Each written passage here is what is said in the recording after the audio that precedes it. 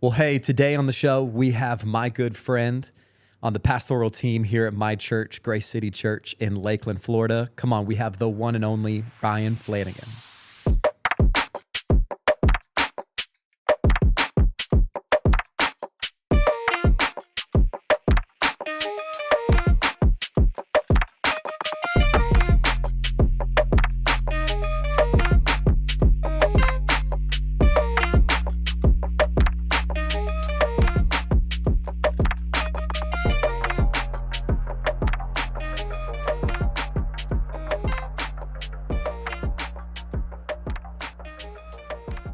Well, hey, Ryon. What's going on, man? How are you? I'm great. I'm doing fantastic. Awesome, man. Well, dude, thank you so much for being on the show. Of course. It's of course. glad to have you, man. We have been friends for a little bit now. Yeah. A little bit. 3.5 years. 3.5 years? Almost 4 years. Yeah. That actually, saying that out loud doesn't feel like that long, but it has felt like a long time. Because we met in 2020, right? That's 2020 actually counts as 5 years. 5 years. Man, dude. So technically it's like 8 years we've known each other. Yeah.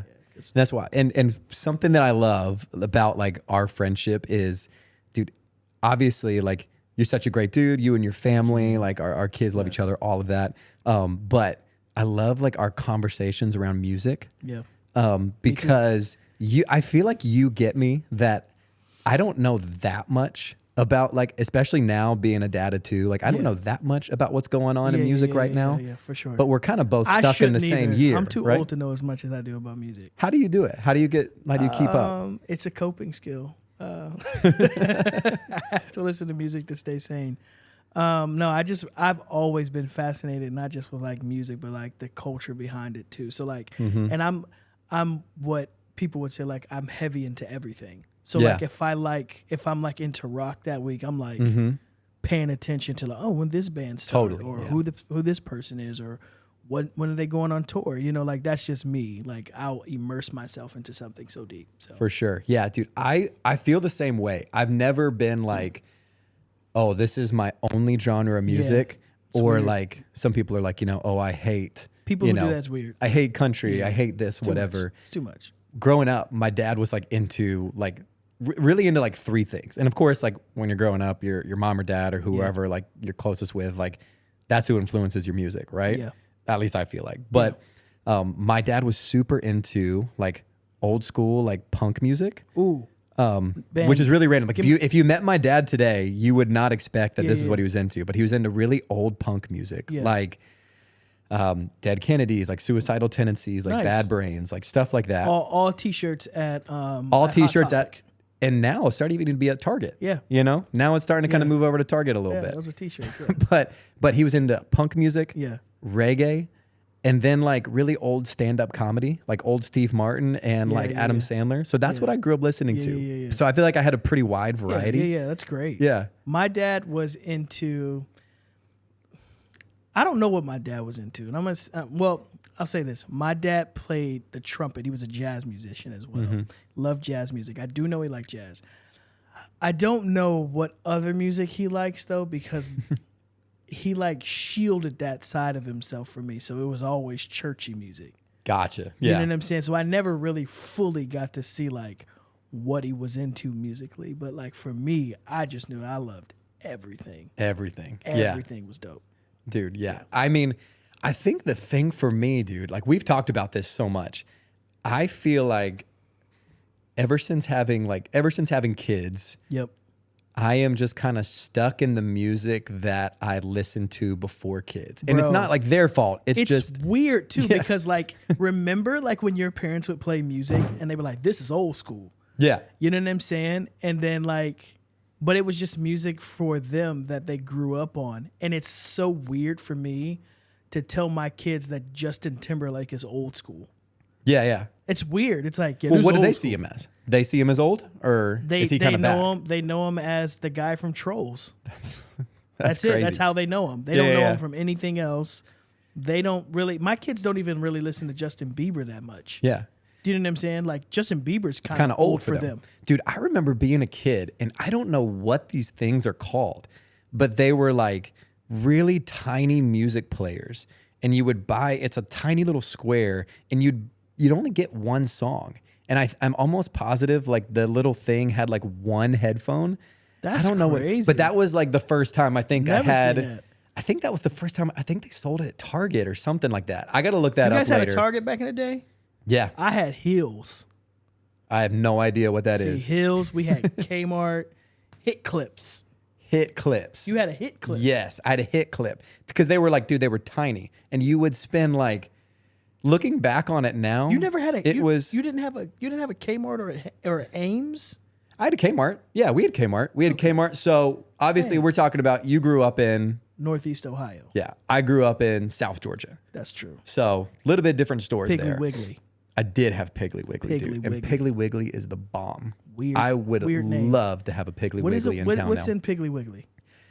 At least the Piggly Wiggly I had was like more like, I mean, it's kind of like, it's just like not a fancy Publix, you know what I mean? Like it's your everyday, like just grocery store, but they also had local stuff. And I don't know how, like part of me just thinks some guys were showing up and like dropping stuff off and they were packaging it up, but there was just eating it. Yeah.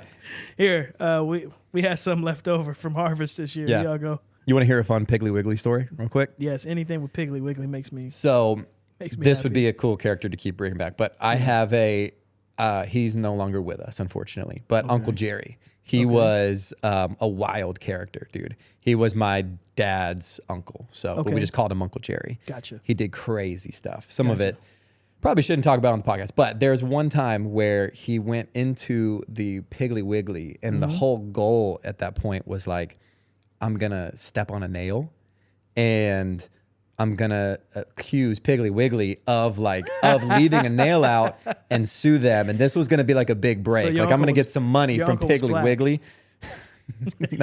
No, but He was black, huh? but he did this. This wasn't like in like the 50s. This was like in like late 90s. That's great. Or maybe like 80s, 90s, but like Great cameras strategy. were invented. You know, like stores had cameras. Great strategy. So he like had a nail through his foot. Like the way that I hear the story, nail was through his foot, like bleeding everywhere, going up to the manager, and they just walk him back to the room and show him the footage.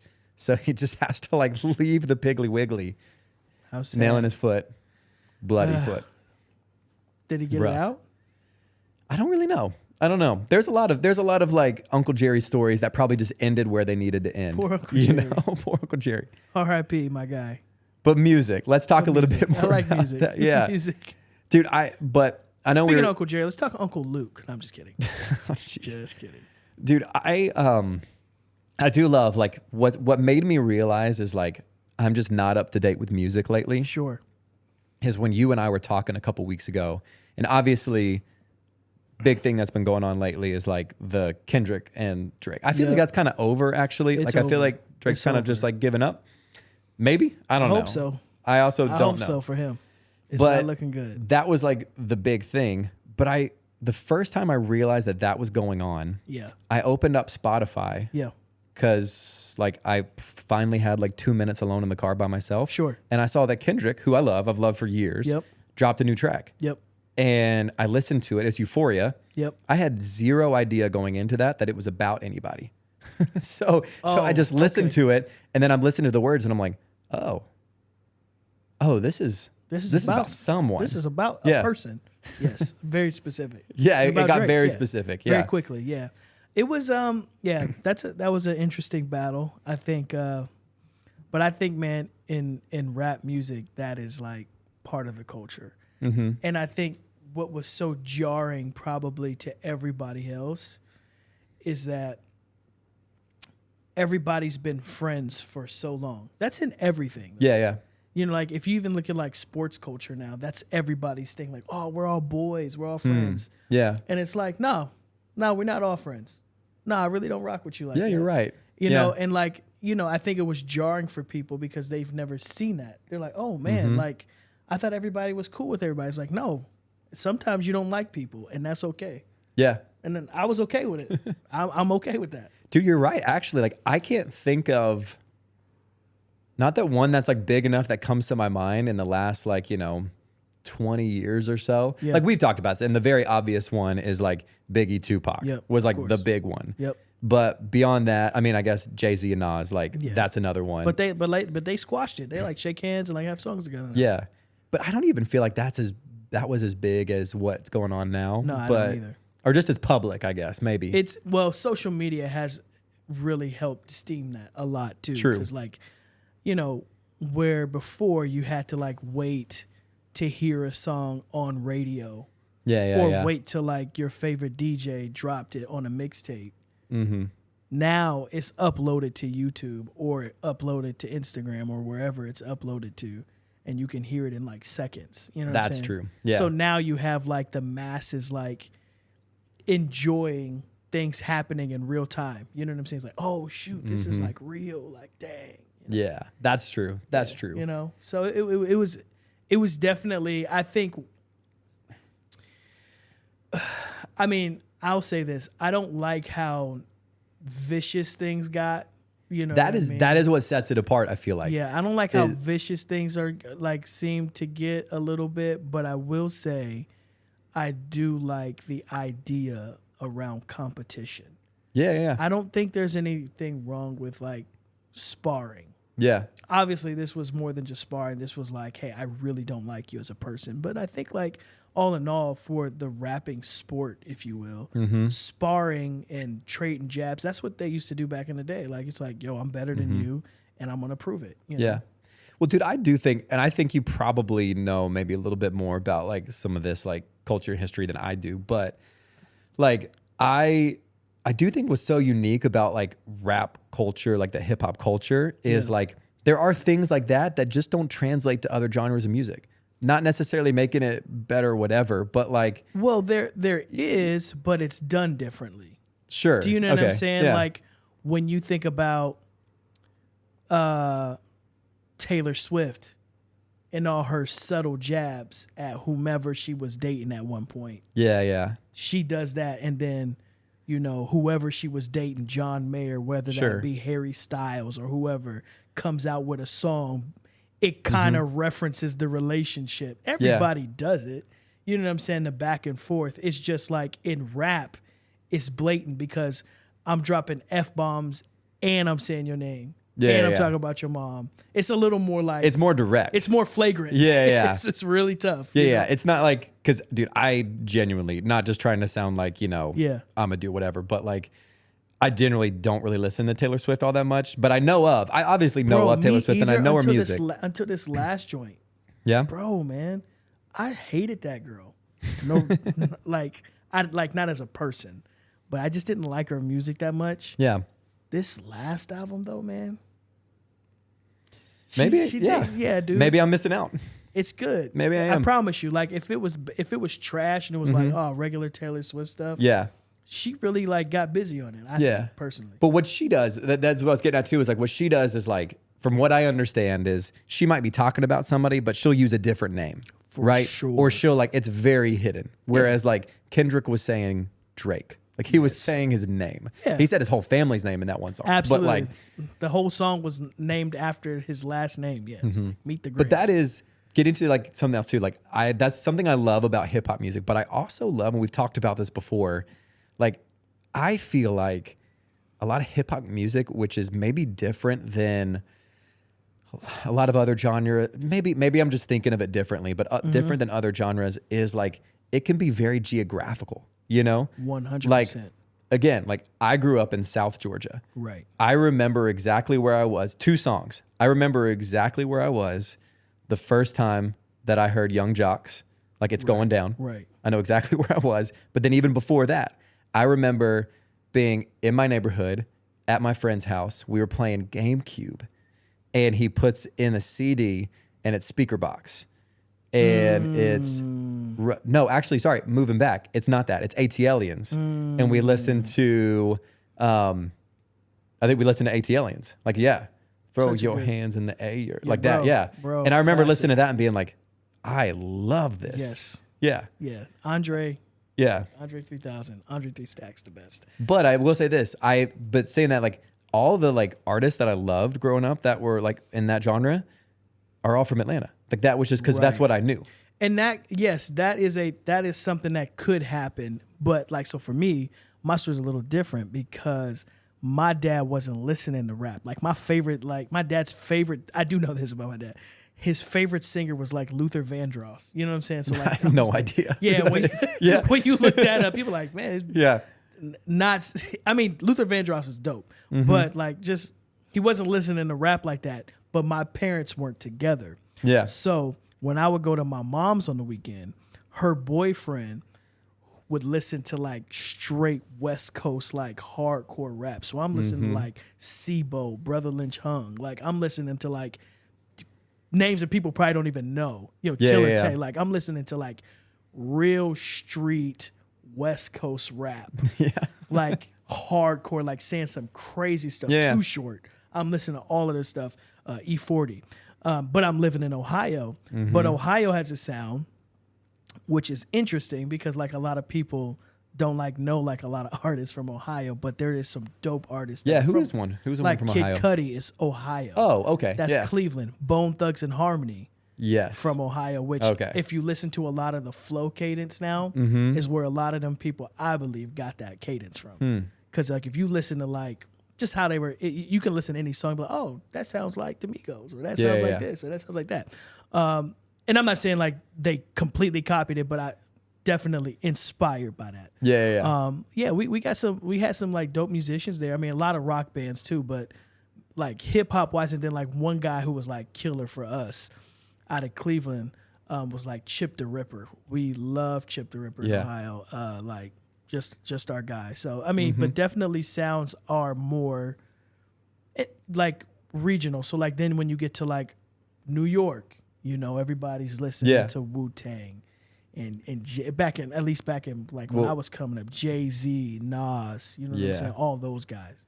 Well, dude, I remember rolling up into my Christian private school. Yeah. Like when I could drive. So you weren't allowed to drive until you were like a junior or senior, even if you were 16. Interesting. That's when you got like a parking permit to be able to drive to yourself to school. Right. But as my little like rebellion dude, I would like pull up towards campus, roll down the window, and dude, it was T.I. with some MGB every lights. Morning. Dude, I actually, this is no doubt. So this is actually a true story. This is embarrassing now, but it's funny to like look back and be like, dude, what was I thinking? Yeah. My dad, for the longest time, my dad worked in like automotive accessories. That was his thing. And was cool because like when I got like my first truck, like he was able to do some cool stuff to it. You know what I mean? Because it was like part of his business. Yeah.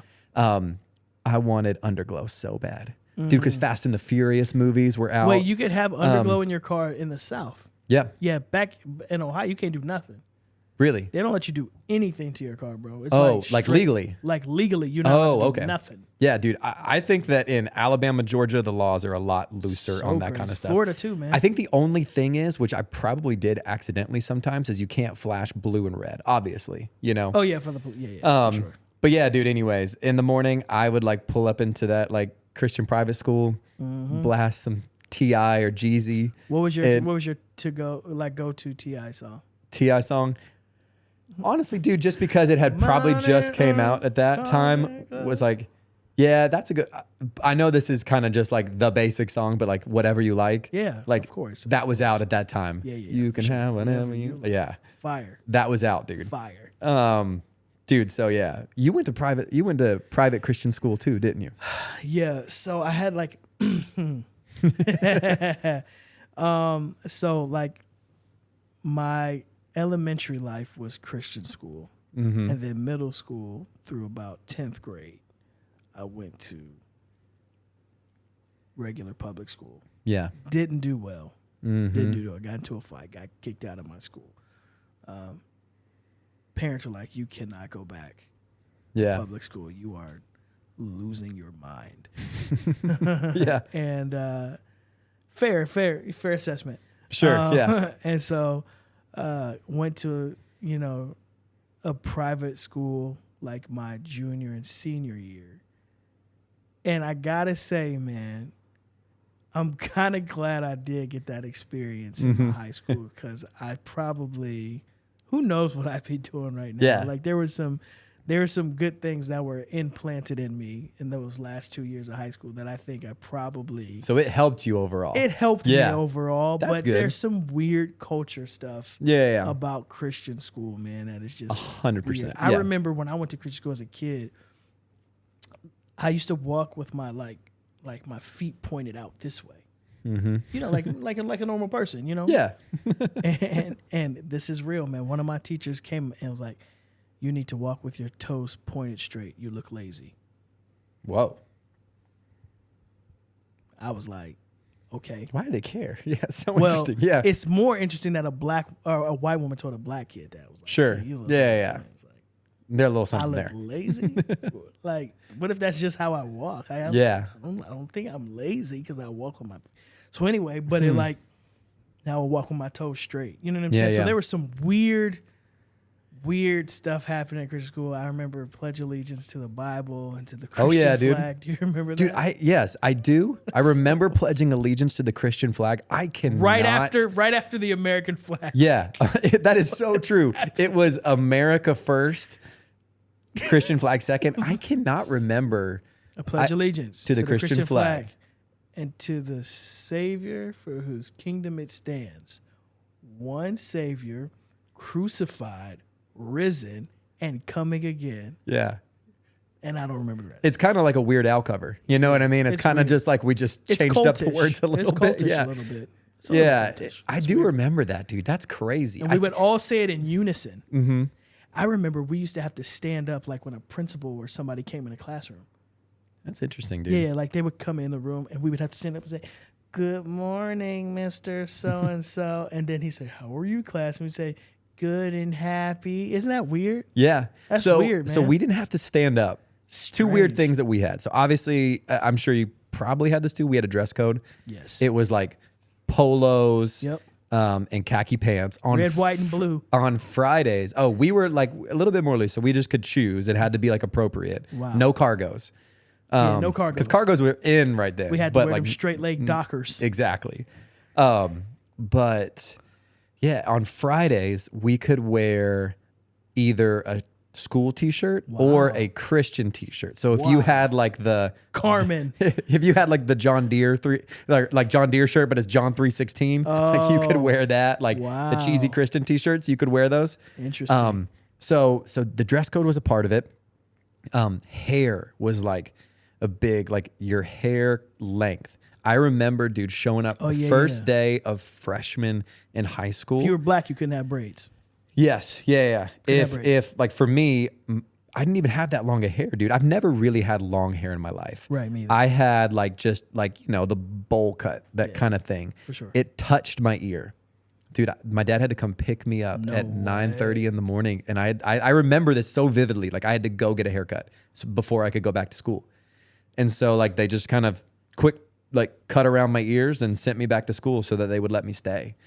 But that's weird. The weirder thing is, we talked about this before. So we had principals over our school, right? Yep. And then there was an overarching like guy that we called headmaster. And I hated the vocabulary of that. I hated the word there. He was like, dude, I think at the time he was like in his 80s and 90s. Like he was an older guy. He was so old that like football was a sin, you know? Yeah. Like, I'm cool on that, bro. No way. I would have rebelled hard. Yeah. I think I have the record at my old Christian school, my elementary one, for paddles. Mm-hmm. Back when they used to paddle you. Oh, dude. See, I went to Christian school when they were still out to strike you. Mm-hmm. That's crazy. Yeah. People don't talk enough about that. It's weird to have another grown man that's not your dad with a paddle spank you in a private office. That's weird, Christian school. That is crazy. Sorry, the times Christian have school. changed That's for weird. that, you know? It's weird. Yeah. I remember that. Our school had that. I don't know if I maybe had that once or obviously it's either like a suppressed memory at this point or like, you know, happened more it's than you either like remember. suppressed memory or I do know this, dude. My personality as a kid though, I was a little bit of a hustler. Like in the sense of like the principal of the elementary school, I loved drawing. Like I was like a little artist, whatever. Nice. And I would make these little comics. And I remember my principal being like, "Oh, I like love that. Can I I'll give you a quarter for that." And I was like, "Sick." So I like, made one for him. He gave me a quarter and I was like, dude, this is my little business, Right. So I started making him right, comics, right, taking him to his office. And, I'm sure he like felt bad. He's like, oh, this little elementary kid, I'll keep giving him quarters. But dude, that's how I got ice cream like every day at lunch. My principal was, if he saw me, he just knew it was something bad. if he saw me, I did something. But I would get in trouble for like the crazy stuff. It was like, Ryan, go to the office for talking in class. It's like, yo, I've been sitting in this same room for 6 hours. Dude. I have ADD. You want me to be quiet? What's wrong with you? Like, it was just like, you want me to just sit there and like really listen to what you're saying? I'm not saying, you know what I mean? It's just like crazy. I even think now, like when I think about my kids in class and they're like, oh, he's a little talkative. I'm like, he's 5. Dude. In the same room for 8 hours. Oh, he doesn't dude, even spend the same time in one room at my house. Dude, if I sit Leo in a chair for like he's up in like under a minute, what do you dude. want him to He do? can't sit still. Yeah, what do you want him to do, man? Dude, so honestly, thinking about that, like just kind of like you being like your kids and all that. Yeah. Man, you and Lindsay, like you guys have 3 kids. So you're officially outnumbered. 3. I have 2. I have a 3-year-old and a 1-year-old this upcoming week. Yeah. What is it like to be outnumbered now? Well, honestly, it's a lot of fun when it's fun, and it's a lot of misery when it's miserable. There's like no in between where it's like, today was kind of, it's like, it's either really good or it's really bad. I get that. Yeah. And so, our kids are great. I love our kids. They're just, some days they love each other, and then other days, like 2 of them love each other and then they hate the other one. Or, it's just like, I don't know how. I don't With know how 3, there's like so many more variables that could happen. It's like turf wars. I don't really know who's. I'm like, wait, where am I going here? What do I need to do? Who's cool with who? So you figure that out, and then they're always hungry. Dude, so yeah. They never stop eating. They never stop wanting things, and so it's a lot of time. Just I don't want to say policing, but a lot of time redirecting. Dude. I spend most of my day saying, don't, hey, I thought I asked you to clean your room. Hey, thought I told you, did I tell you to do that? Don't do it. I spend a lot of time doing that. So yeah, hopefully by the time they're like 11, 12, I don't have to do that as much anymore because they get it. You know what I'm saying? They've kind of learned like, this is how we do things. But it's crazy. I had somebody tell me this, and man, I'm going to butcher it. It was so good. It's like a mutual friend of ours was telling me like, 3 to, 6 or 7 or 8, whatever, is like, for lack of a better term, like the discipline where it's like you're having to teach a lot. It's like, hey man, we don't do that. Like, hey, we don't say this, you got to listen to your mom, whatever. Like 8 to like whatever age was like some learning, you know what I mean? Like, oh, now that they're kind of like on their own, they're going to school more. They're like a little bit more independent. They're probably going off with their friends. You're doing a lot more like that teaching stuff. And then kind of beyond that is like preparing. And then like after 18, it's friendship. Oh yeah. That's great. I think I butchered that a little bit, but it was a good like idea of like, okay, this is a season right now, especially for me. Like I love my son so much. Oh, I know you do. Man, a friend said it this way the other day too. It's like, your kids can bring out the best of you and the worst of you at the exact same time. Yeah, for sure. The exact same time. For sure. I have said some things and I'm like, dude. He'll talk about that in therapy in 10 years. Doesn't that feel, it feels like it's like, man, I'm trying so hard. Yeah. You get a lot of like, you kind of look back and you're like, man, my dad was trying hard. Yeah, because you're trying to not repeat the mistakes of your father and their father's father. And you just end up like, probably making some of the same mistakes because, like kids test your patience and, there's this fight for control. Like, you're going to listen to me. And, they're like, no, I'm not, because I have my own idea about things. And so it's like, how do you find that balance of like parenting well where you like maintain control, but they don't feel like you're like a miser and you're always just bringing the hammer. Yeah. it's a fine line you have to play. So it's interesting. Yeah, that's what like we've been talking about a lot lately, dude. Like I do feel like I have to say no a lot, and that's kind of like the bummer sometimes where you're like, it's okay. Yeah, don't feel bad about no. Yeah, because I know a lot of kids who are not kids anymore. Mm-hmm. That act like kids. Age. Yeah, they're my age. Yeah, and their parents never told them no, and I don't like those people as adults now.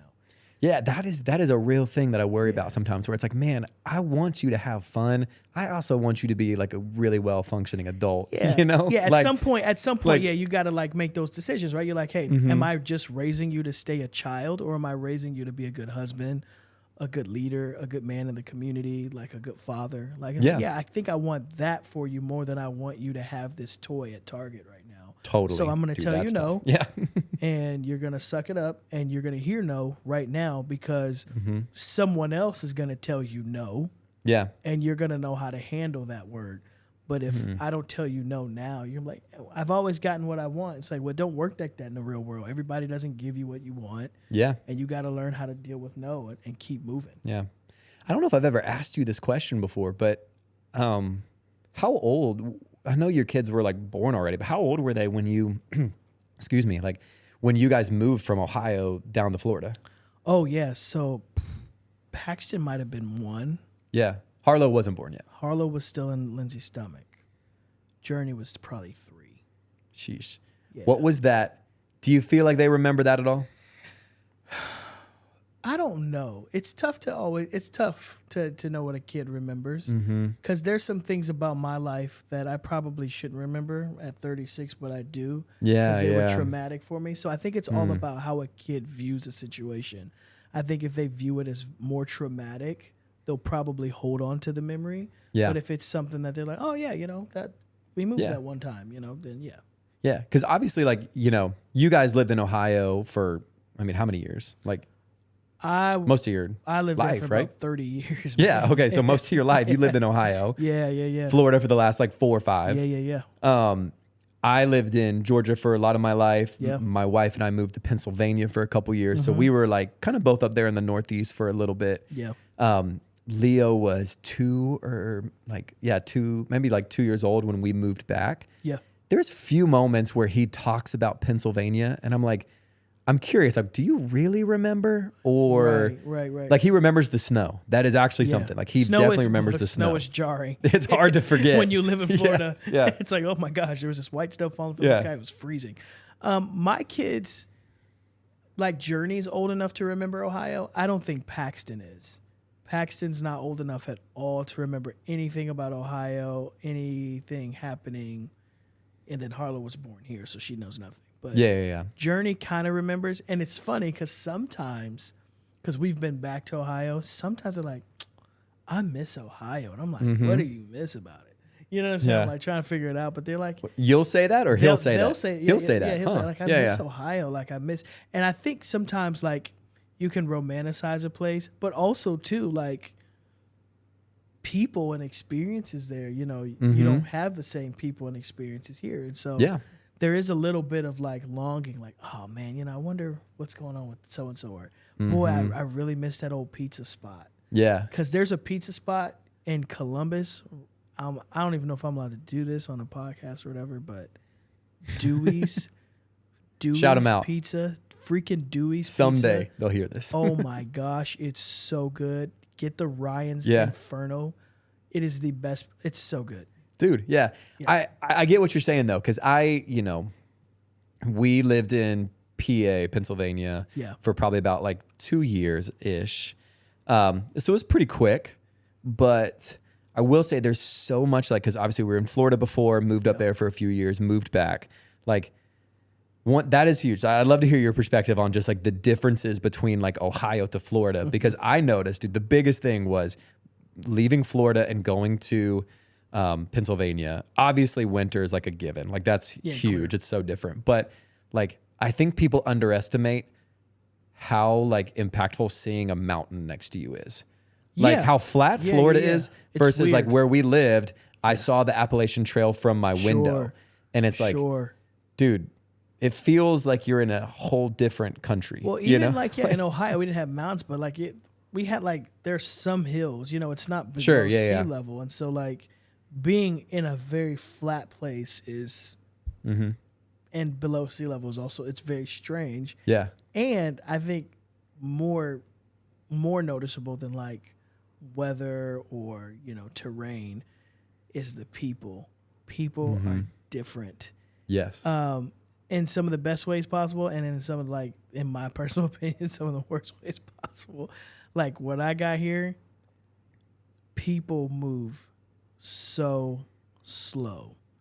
Yes. It is crazy.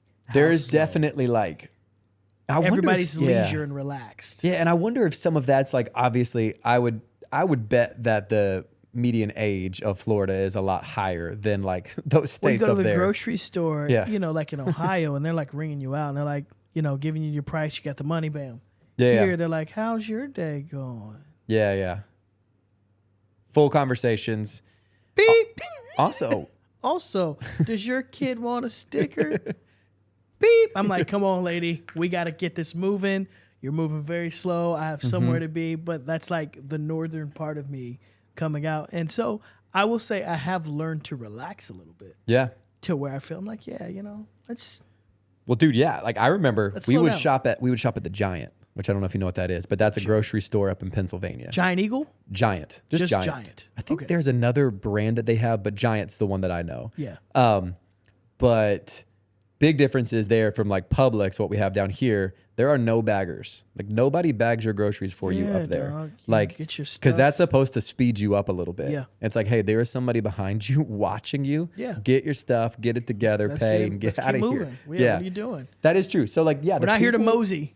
I will say this, and this is, I don't think this is cliche, but like the people up there, there's no like in between. Like nobody's really gonna fake it with you. You know what I mean? Yeah. I guess if that's the best way to say it. Like people are either gonna be really nice to you because they are really nice. Yep.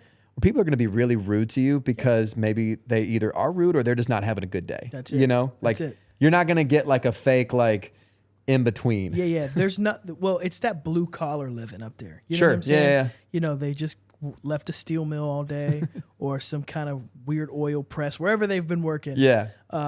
Just some hot mill, and then they get out and They don't got time for no it. time, Dude. no time. I got time for your stuff. Because here's the reality: most people go to work at 6 a.m. or 5 a.m. There's no sun, and most people get out at 4, and there's still no sun because the sun has already passed you for the entire day. So your whole day is gone. It's dark. I remember when we moved back here, and some friends of ours in town, they're also from that area in Pennsylvania, and they were visiting, so they went back up there. Yeah. It was like 7 p.m. down here. Or no, not even. Sorry, it was like 5:30. It was like 5:30 p.m. Crazy. Yeah. So it's like light out here in Florida. Yeah. They sent me a picture. Dude, it was pitch black. Pitch black. It was pitch black. Yeah, like going to dinner. like it'd been midnight. Yeah, 100%. that's- Yeah. People just don't have to. And so, like back up north in Ohio, people are just trying to get stuff, get out, not trying to kick it, not trying to hang. They just want to get their stuff and be done. But here, like everybody's a little more chill. Everybody's a little more. I mean, the beach is, right there. Yeah. So I get it. You know what I'm saying? You have a little more time to do some like fun stuff. But man, back home, I will say though, I don't miss that. I don't miss that aspect of like always being in a rush. Yeah, that is true. I do like it now too, because I'm able to stop and like breathe a little bit and like, oh man, this is great. And I don't have seasonal depression, which is a real thing. Dude, that is a real thing. That is a real thing. I did not realize, like, when we moved up there, I remember how, like, naive of me to say, like, I remember telling Madeline, like, I can't wait to shovel snow. Like, I've never done that. Like, I want to try and shovel some snow. Okay. Dude, I did that. Yeah. Good luck. I did that once, and I was like, this sucks. It's heavy Yes. and cold. And it also takes way longer than you think. Yeah, because this Like- is not a Hallmark movie. Yeah. This is not, where they're he's not just like cutting the scene. 3 and then he's like done. The whole thing's up. Yeah. Nope. You're gonna do that for about 2 hours. 100%. We didn't have a big driveway, dude, but it did take me like 2 hours. Yeah, it's long. Yeah, bro. and I was not prepared coming from Florida. Like I had like cloth shoes on. I think I'm wearing Vans. My feet are frozen. You know, Gotta go Just- switch your socks. Yeah, It's horrible. dude. Yeah, it is. Yeah, it's definitely different, man. I do appreciate. That's something I love about where we live. Like obviously our community here at the church, which I like where you work. We'll get into that in a second, but just like the style of life too. Like obviously during the summer we live in an oven, but like hell. But like We live in hell. Yeah, dude, it is tough right now. It's very like bugs sticking to my skin is a new one. Yeah. That hasn't happened to me this year. It has been like just bugs just coming close to my face and just staying on it. I'm Just like, what are you? Especially if you walk the lake. If you walk the lake, you're just going through a cloud. Yeah, you know, what's bugs. happening? It's nasty. Well, dude, it maybe switching gears a little bit to something serious here. Like, you know, I know your guys' move from Ohio to Florida wasn't even necessarily just like this is going to be a fun move. Like, I think a lot of that was you guys and taking a little bit of a faith step, right? Yeah. Maybe tell me a little bit about that. Yeah. Yeah, man. We were in ministry in Columbus, Ohio, 2018 and 2020. And then we got pregnant with Harlow. And, you know, ministry was just tough for us. And so, you know, we made a decision that we wanted to be closer to Lindsay's family. Yeah. Who is they're located on the north side of Lakeland. And so her mom actually lives on the north side of Lakeland. And we're like, we want to be closer just to family when we're outnumbered. You know what I'm saying? We need somebody to kind of help us. Yeah. And so, but I was totally against it pretty early on, actually. I actually, like, we had visited Florida like a few times. We had visited Lakeland a few times just to see my in-laws. And I was like, I hate Florida. I will never move to this hot, nasty, dirty place. It is jarring for someone who's like coming from that Northeast where like where am I? You're ready for the next season. Yeah, I'm ready. So like there is one season. Yeah, it's like one season. I'm like, I'll never move here. I never want to experience 80 degrees at 6 a.m. It's disgusting. You know what I'm saying? Yeah. So I was like, no. And then like I remember like, you know, having some quiet time and just hearing God's voice like speak to me and really just like say like, hey, in this season, I really want you to steward your family. And I'm like, I don't really know what that means. Am I not doing a good job? And clearly, you know, it was an indictment on how I had been stewarding my family, because you can get into ministry and be busy trying to build whatever you're trying to build, whether that's your platform or the other church, and forget that you have people that you have that's along the journey with you. Yeah. And so that was kind of me. I was trying to build something for myself and for the church that I was working for. And I have forgotten, lost touch with my family. And so, you know, God spoke to me and was like, yo, I want you to steward your family in this season. I'm like, okay, well, what does that mean? Give them what they need, give them whatever they want. And I'm like, well, it sounds to me like my wife really, really wants to move to Florida and be closer to family. And I'm like, I'm going to do it, God. I'm going to move to Florida. And so I remember telling Lindsay, hey, we're going to move to Florida. Yeah. She didn't believe me, because I had told her all the time, like, how much I hated Florida. She was like, really? I'm like, yeah. She's like, are you kidding me? I'm like, no, we're going to do it.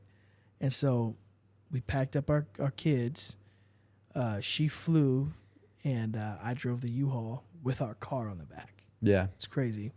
We moved to the north side of Lakeland, 2020. Faith move. I had a job lined up, actually. When I got here, working in retail. And long story longer, COVID-19 had taken off. Like Sheesh. It took off. I don't know if that's like an appropriate term for it. I'm sorry if that offends anybody. But it had just really like it just became like COVID-19, you know. Yeah. At first we were kind of... It was everything. Took everything, you know. So took church, it took community, took everything, you know, took jobs. And so now I'm like here, no community, you know, can't meet anybody because we're all stuck. No job. Luckily we made some good financial moves back home to where we were able to like, you know, survive during that time. But like, and then being like in a new place, you know, and not having anyone to lean on or to talk to was really hard for me. Yeah. because I had just gone through like maybe a crazier season. So I really just wanted some friends or someone to like bounce ideas off of.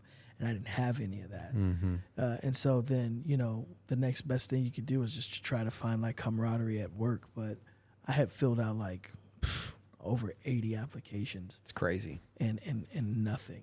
No job, no nothing. I remember the only job that I could get was driving to Orlando and putting together parts, shell casing parts for like this place that made weapons for the military.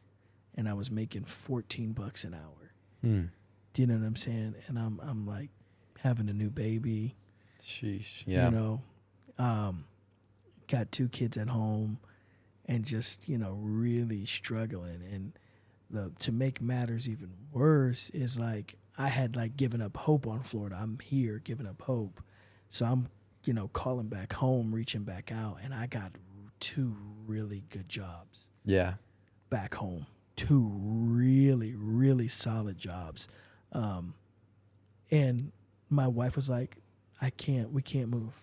Mm-hmm. I don't want to move. I feel like we're supposed to stay here.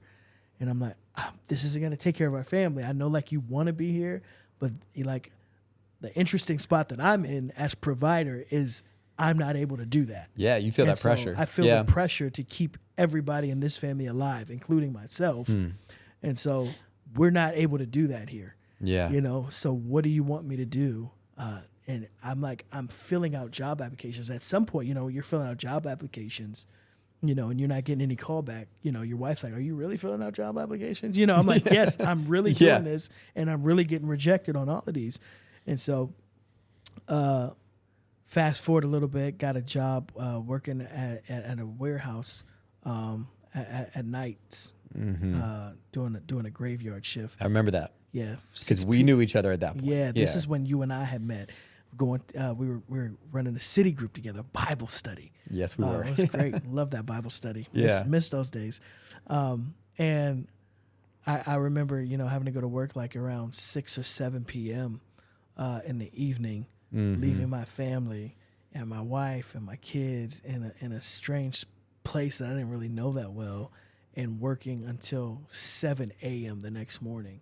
Sheesh. And then like sleeping, most of the day. My kids aren't in school, so they're home and they're trying to figure out like, hey, why is daddy knocked out? Yeah. And then me getting up like around 3 or 4, just enough time to eat dinner, hang with them for a little bit. Hang with them for an hour and go back Get ready to go back to work. Yeah. And so it was tough. It was a tough season, but I remember being there and having multiple breakdowns. Actually, multiple breakdowns. I don't even tell people this part of my story because I just remember, because it's so raw for me. I just remember having multiple breakdowns. Like I would, get my crew doing their jobs, and then I would just go into the office and just yell at God, like, what do you want me to do? I'm here doing what you asked me to do, which is steward my family, and you're doing nothing. Like, I have nothing.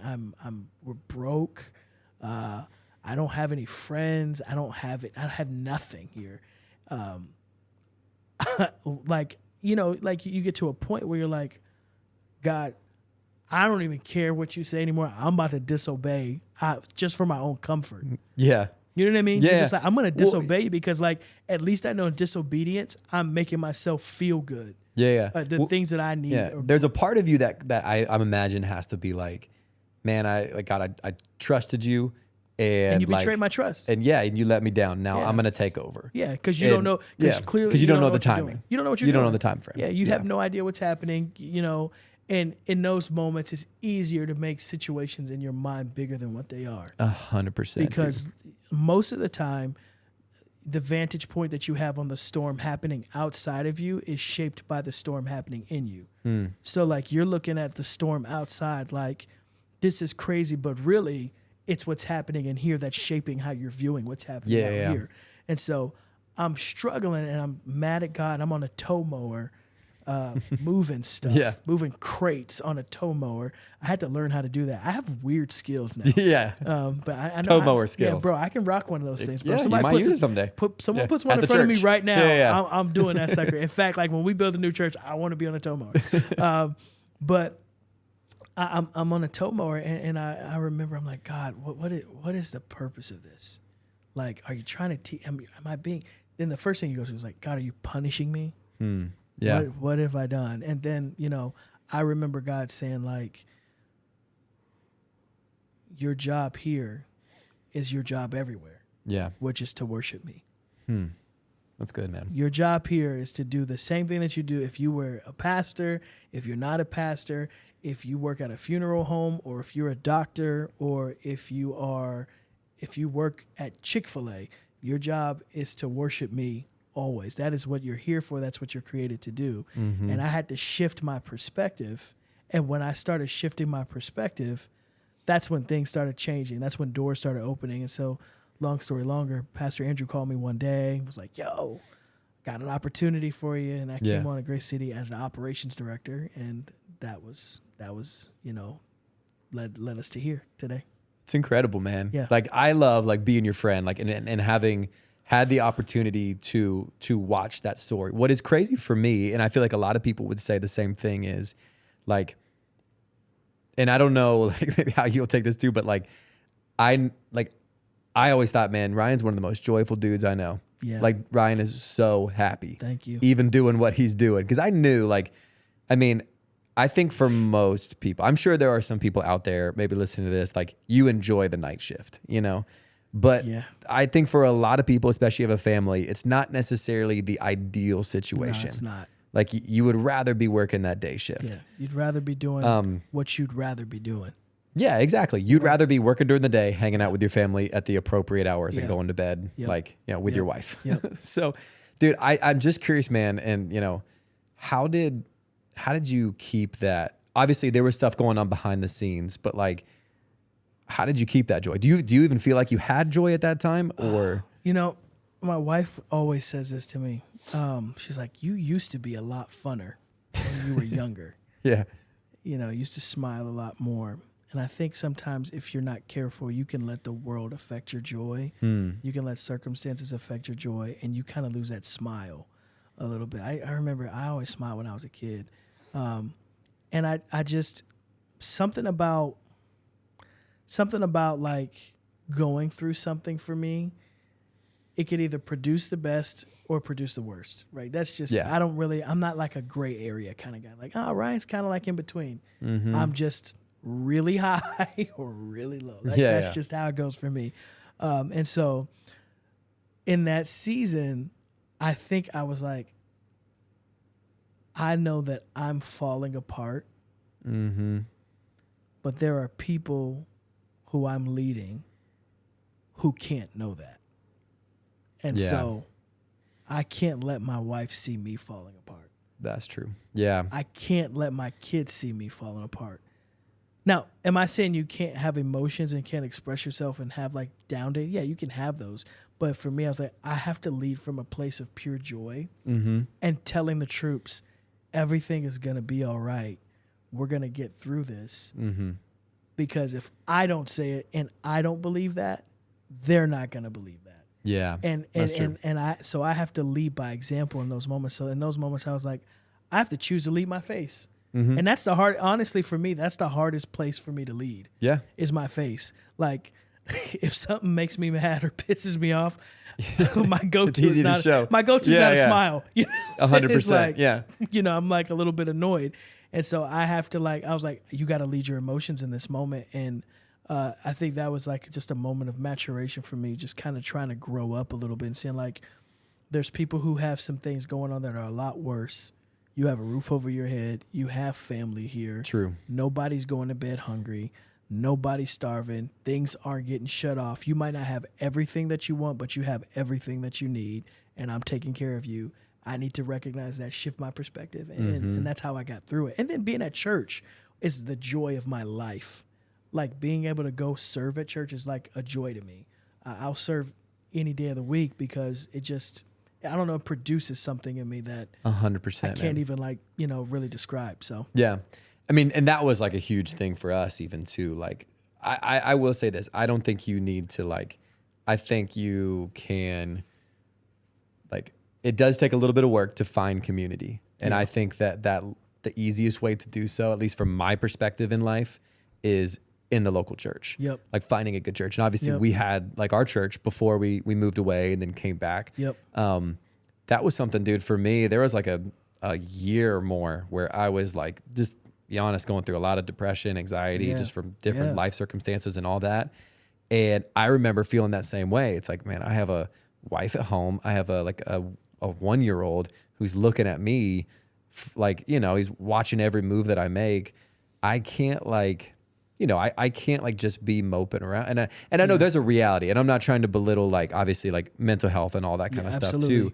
But I also had to do the work. Like I had to do the work of like finding a good counselor and talking to somebody, or even like realizing like we were, you know, hey, we haven't been to church in a long time. We need to start getting involved in church, like living up here. And then the point where we were like, had the opportunity to move back. And it's like, dude, coming back into community and finding those people, it's life-changing, dude. Yeah. Like it definitely is. Yeah. I heard someone once say this. They were talking about like, just like depression. They said like in circumstances for some people, depression is like a luxury when you have to survive. You don't get to be depressed. You just have to live.